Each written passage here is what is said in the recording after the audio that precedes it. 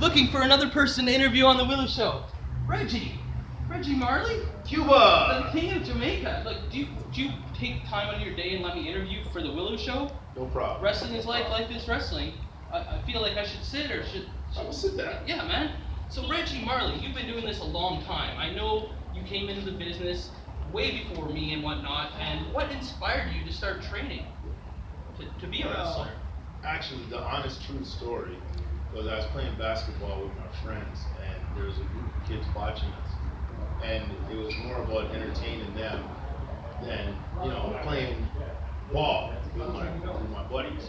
So then from then, I went home and I saw WCW Nitro, and I was just like, oh, this is what I want to do. Like, I gotta start what year training was this? early. Like 95? Because it didn't start till 95. Yeah, that was about 95, 96. Like, were you a wrestling fan before you saw that Big time. Nitro? I was a wrestling fan since the day I was born. Like, did like your family get you into it, or My dad, your friends? and my uncles, they would always watch wrestling. Maple Leafs on Saturday night. Oh yes. Yeah, and then back then you can go to the grocery store, not the convenience store, and get the tapes. You used to get Memphis tapes and stuff like that. So from Really? then, Because where I was from, they just had WWF. Like, I didn't know about yeah. anything else until I got a wrestling magazine. Yeah. So then you said, hey, like, I gotta start pursuing this. So where did you go to like get trained and stuff like that? You know what? I was looking. I did not know where to go, and I knew I wanted to train, but then it so happened that the WWF came to Cops Coliseum. Oh, and So I went. I took my little brother, and there was these RWA guys outside with flyers.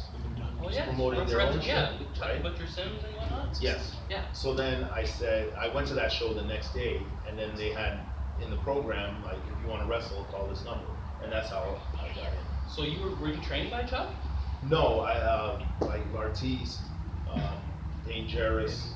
Oh, those guys. Those guys. That's awesome. Yeah. So I know, like, when I'm not sure how soon after you started wrestling, but I know back in the day you were part of an epic tag team. Can you talk about that a little bit? Everyone remembers that. What one was that? I don't know what you're talking about. With JQ Public. Oh, the Ebony Express. Yeah, the Ebony Express.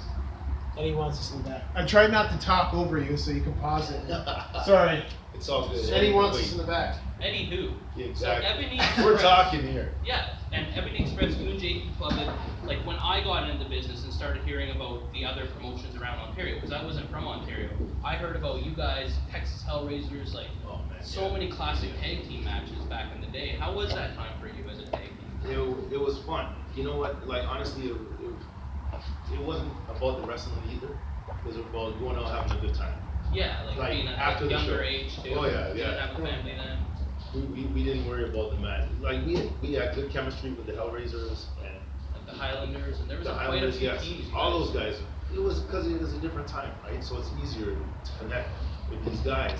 But then it was all about partying after the show. And there wasn't a lot of tag teams, so you ended up working a lot of the same over and over, right? Yes. Just doing the different towns and like the Southside Stranglers. Oh gosh. Man, going back. But so did he stop wrestling while you decided to pursue singles, or Yes, did you he just stopped because I don't even know, family stuff and just like his heart wasn't in it yeah, anymore? he just had to quit cold turkey. He had other stuff he had to pursue, and then that's why I was like, oh, okay, I gotta do singles, and that's when PWA had started. And it never crossed your mind to quit either? Like, you were like, hey. I was thinking about it, and then it was PWA that said, hey, look, man, we need you.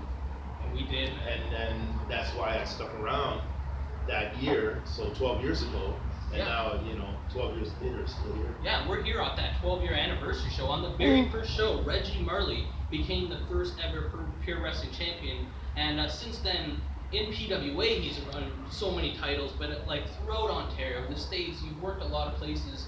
Have you ever considered slowing down now? I mean, 12 years ago you were thinking about it. Are you ever thinking about it nowadays? Or? Yeah, well, no, I mainly wrestle for just PWA, right? Because at least my schedule, wife, kids, and all that, that's it. And like a couple times a month, that's good enough for me right now. Just enough to keep, like, so you don't have that itch scratching yeah, the itch I of it? got the itch, man. Like, you got to, it's in the blood, right?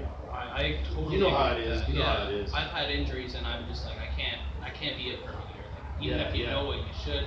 You just want to, even if it's just like once a month, it's just like enough. Just Oh, yeah. look, something to look forward to outside of your daily bubble that you're Oh stuck in. man, kills you, right? So, like, is there any, like, I know you just do a couple shows here and there now, but is there any regrets that you do have in wrestling that you wish you would have maybe gone more seriously at it? Because you are a tremendous worker, and I've seen some amazing matches you've had with, like, Steve Carino and, like, Gaza Coleman and Ruffy Silverstein over the years. Like, why did you never, like, say, hey, you know what, I can make a real run at this? Because in my heart, I believe you could have. Thank you. But for me, when I started, like the era that I grew up watching was like the territory boys, right? Yeah. So when you drive in the local loop, sleeping in your own bed at home, that's what I like. That's what I romanticize about. And back in say 2005 to 2011, it was like every weekend, well, 2 or 3 times a weekend we were out wrestling. So, hey man, I'm out having a good time. Yeah. Oh man, the most you're driving is 10 hours and you're back home, right? And I'm having a good time. What more can I ask for? So, like, That's all I wanted. I mentioned a couple matches that I was a fan of you having. What is some of your favorite matches? Like, can you pick a top 3 of your favorite matches, or even one? Or That's a hard one. Like, I have a good time every time I'm on, basically. And not one would stand out more, but I would say the Carino ones. That series of they 3 were with really Carino, good. Yes, they I were. had a couple of those. Like, I knew you were good, and then I saw those matches, and I was like, wow, I didn't know he was that good. But always remember, on the W.I.L.L.I.W show, like, or you get a leg drop, comment, or you get a clothesline, subscribe, or you get a suplex. Thanks for Reggie doing this, Reggie. I know your time is precious. I really appreciate it, man. Cuba! Yes! Yeah, I think as long as